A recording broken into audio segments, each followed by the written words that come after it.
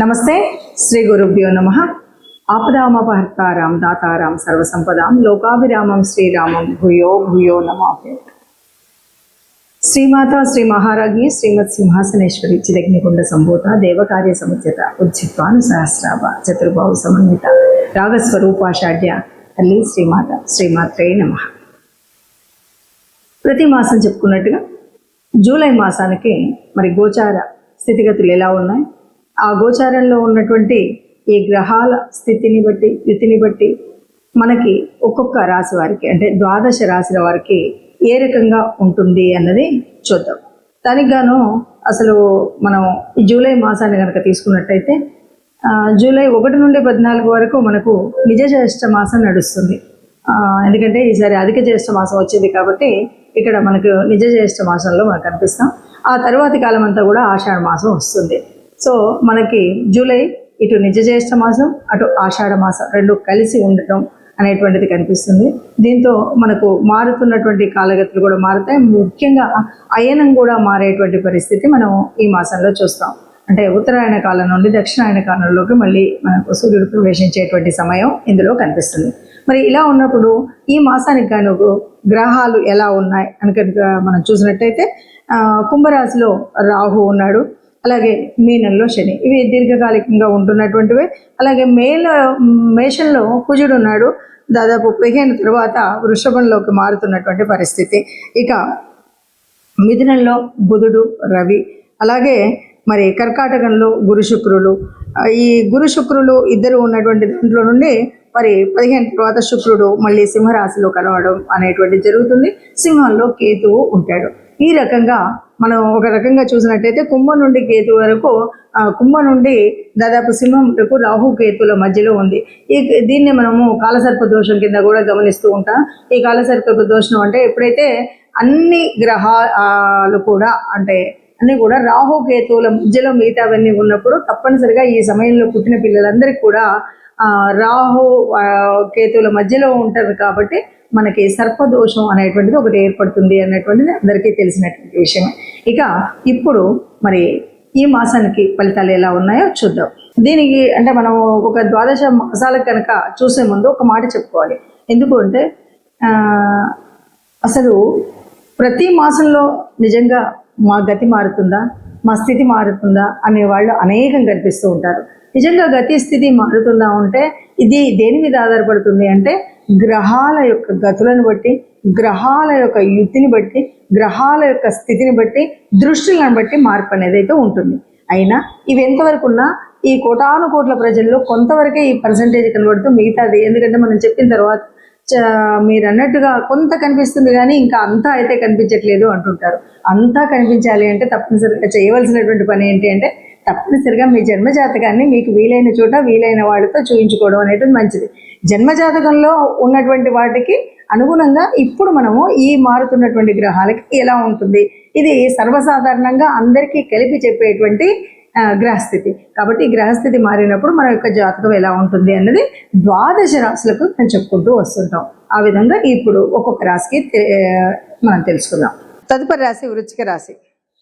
వృశ్చిక రాశి వారికి ఎలా ఉంది అంటే మరి చతుర్థంలో రాహు ఉన్నాడు కుటుంబంలో, ఇక పంచమంలో శని ఉన్నాడు, షష్టంలో కుజుడు ఉన్నాడు, అష్టమంలో బుధరవులు, నవమంలో గురు శుక్రులు, అష్టమంలో కేతువు. ఇందులో మనకేంటంటే కేవలం రవిగ్రహం తర్వాత మనకి శుక్రుడు మాత్రమే మనకు 2వ అర్థంలో మారుతున్నారు. ఇక మెజారిటీ ఆఫ్ ద గ్రహాలు ఇలాగే ఉన్నాయి కాబట్టి మరి పరిస్థితి ఎలా ఉంటుంది. కుటుంబ స్థానంలో ఉన్నటువంటి రాహు ఎప్పుడు కూడా కొత్త కొత్త ఆలోచనలు అన్నీ కూడా ఊహల్లో ఏదో ఇక్కడ ఏం చేయలేం కానీ ఏమేమో ఊహించుకొని ఆకాశంలో మేడలు కట్టేటువంటి రకరకాలైనటువంటి ఊహలు కల్పిస్తాడు.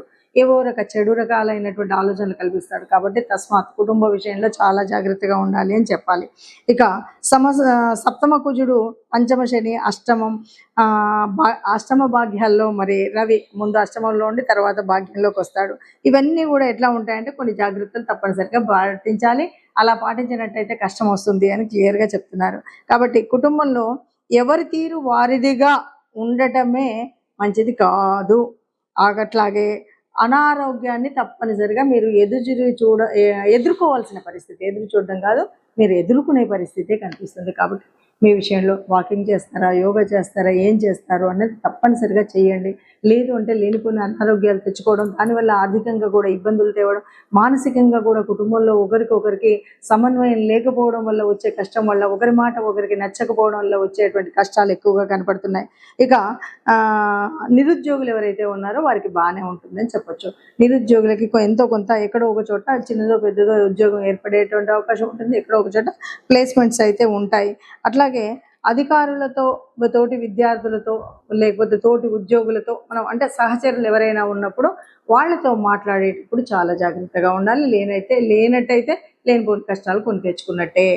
మన వాళ్ళే కదా, మన ఫ్రెండ్సే కదా, మన మిత్రులే కదా, మన పిల్లలే కదా, మన చుట్టూ ఉండే వాళ్ళే కదా అనుకుని గబుక్కున నోరు దురుసుగా మాట్లాడినట్టయితే వీళ్ళు శత్రుత్వంలోకి కాదు పరమ శత్రువులుగా మారేటువంటి అవకాశం ఉంది. చాలా జాగ్రత్తగా ఉండాలి.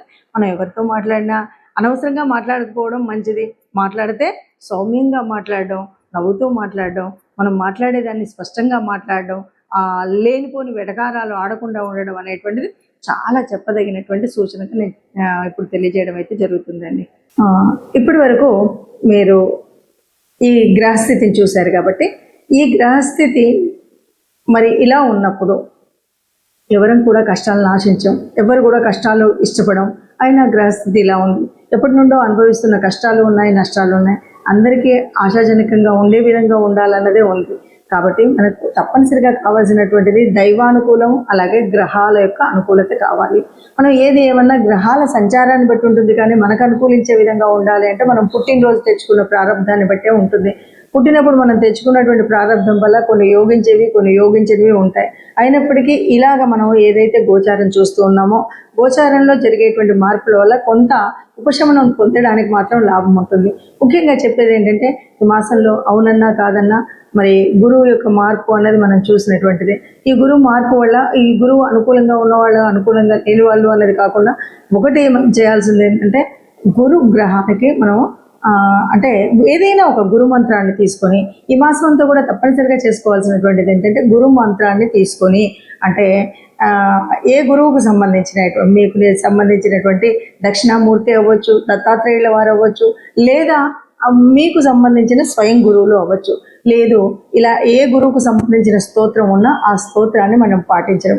లేదు నవగ్రహాల్లో ఉన్నటువంటి బృహస్పతికి సంబంధించినటువంటి శ్లోకం ఇది నిత్య పారాయణంగా పెట్టుకున్నట్టయితే మనకు ఈ గోచారం వల్ల ఏదైనా చెడు జరిగేది ఉంటే మీకు గురువు ఆ చెడును జరగకుండా సర్వవేళలా కాపాడుతూ ఉంటాడు.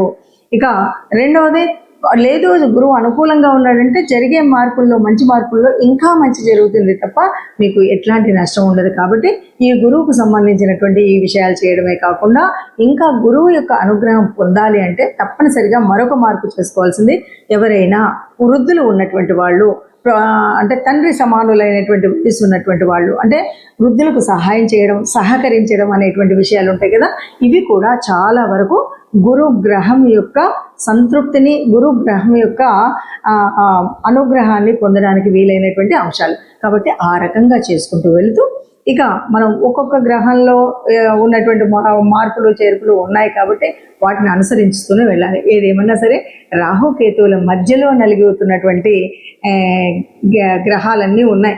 ఈ సమయంలో ఏమన్నా సరే వీలైనంత వరకు సుబ్రహ్మణ్య స్వామి దర్శనం కానీ, సుబ్రహ్మణ్య స్వామికి సంబంధించినటువంటి వరకు ఏదైనా స్తోత్రం, స్తుతి ఇలాంటివైనా చేసుకున్నట్టయితే చాలా వరకు మనం అనుకున్నటువంటి కష్టాలు ఏవీ లేకుండా నిబ్బరంగా ముందుకు వెళ్ళేటువంటి పరిస్థితి కనిపిస్తుంది. ఆ పరమాత్ముడు తప్పకుండా అందరినీ కాపాడుతాడు. అందులో మనం నిత్యం ఇలాంటి చక్కటి పారాయణం కానీ లేదా ఆ సంబంధిత శ్లోకాలను కానీ చదువుకున్నట్టయితే ఒక సత్సంగత్యం వల్ల ఆ దేవాలయం యొక్క పాజిటివ్ వైబ్స్ వల్ల తప్పకుండా మనకు మంచి జరుగుతుంది. మనం ఎప్పుడు ఏ మాసానికి ఆ మాసం చూసినప్పుడు కొన్నిసార్లు ఏమవుతుందంటే ఆ మాసంలో మనకు అనుకూలించే విధంగా అంటే గ్రహాల అనుకూలం ఎలా ఉన్నా కానీ మనకు ఆ మాసంలో వచ్చే కొన్ని పండగలు ఉంటాయి. ఆ పండగల యొక్క ఫలితాన్ని కూడా పొందేటువంటి అర్హత పొందాలి అంటే తప్పనిసరిగా దానికి సంబంధితమైనటువంటి పూజలు చేసుకోవడం వల్ల కూడా ఈ గ్రహాల యొక్క అననుకూలత ఏదైతే ఉందో దాన్ని మనం మాయ చేయొచ్చు. ఆ రకంగా కనుక మనం చూసినట్టయితే మనకి 16వ తారీఖు, జూలై 16వ తారీఖు మనకు జగన్నాథ రథయాత్ర ప్రారంభమవుతుంది. ఆ జగన్నాథుడు అంతకు మించినటువంటి గురువు ఎవరు ఉంటారు మనకి? ఆ శ్రీకృష్ణ పరమాత్మకు సంబంధించినటువంటి తత్వాన్ని చదువుకోవడం, వినడం, లేదా ఆ జగన్నాథ యాత్ర జరుగుతున్నప్పుడు మనం చూడడం, లేకపోతే మన ఏరియాల్లో కూడా ఇవాళ రేపు చేస్తున్నటువంటి జగన్నాథ రథయాత్రలో పాల్గొనడం, ఏదో అక్కడ సంబంధించినటువంటి విషయాలను వినడం చేసినట్టయితే మనకు ఉత్తమమైనటువంటి స్థితి ఉంటుంది. అలాగే మరి 17వ తారీఖు వచ్చేసరికి మరుసటి రోజు నుండి కూడా దక్షిణాయనం ప్రారంభం అవుతుంది. దక్షిణాయన కాలంలో మనం చేయాల్సినటువంటి పుణ్యక్రతువులు బోలెడని ఉంటాయి. వాటన్నిటిని కూడా ఈ మాసం అంతా అవలంబించినట్టయితే మన కష్టాలు తొలగుతాయి. ఇంకా ముఖ్యంగా తెలంగాణ ప్రాంతంలో ఉన్నటువంటి భక్తులందరికీ కూడా మనకు తెలిసినటువంటి విషయం, ఈ జూలై మాసంలో ఆషాఢం ప్రారంభం అవ్వగానే మొదటి బోనాల పండుగ వస్తుంది. బోనాల పండుగ ఎవరికి చేస్తాము అంటే ఆ పరాత్పరేశ్వరి అమలగన్న అమ్మకి చేస్తూ ఉంటాం. కాబట్టి ఆ తల్లిని తెరవడం కూడా ముఖ్యము అనే విషయాన్ని మనం గ్రహిస్తే కనుక బాగుంటుంది. అలాగే ఈ నెలాఖరు చివరికి 25కి వచ్చేసరికి తొలి ఏకాదశి ఉంటుంది. తొలి ఏకాదశి వచ్చింది అనగానే ఆ సర్వజగన్నాథుడైనటువంటి రక్షకుడైనటువంటి ఎవరైతే ఈ మనకు తెలుసు త్రిమూర్తులలో ఎవరైనా సరే బ్రహ్మ సృష్టిస్తే మరి విష్ణువు ఎప్పటికప్పుడు రక్షిస్తూ ఉంటాడు. రక్షణ కార్యం చేసేటువంటి ఆ విష్ణుమూర్తిని ప్రార్థించేటువంటి సమయం మనకు తొలి ఏకాదశి. ఏకాదశులన్నీ కూడా విష్ణుమూర్తికి సంబంధించినప్పటికీ తొలి ఏకాదశి రోజు స్వామిని ప్రార్థించినట్టయితే మనకు ఏ రకమైన కష్టాలు ఈ ఒక్క నెలే కాదు, రాబోయే 6 నెలల వరకు కూడా మనం అన్నింటి నుండి హాయిగా ఉండగలిగేటువంటి గ్రహస్థితి మనకు ఉంటుంది అని చెప్పుకోవచ్చు. అందరం బాగుండాలి, అందులో మనం ఉండాలి. జై శ్రీరామ్.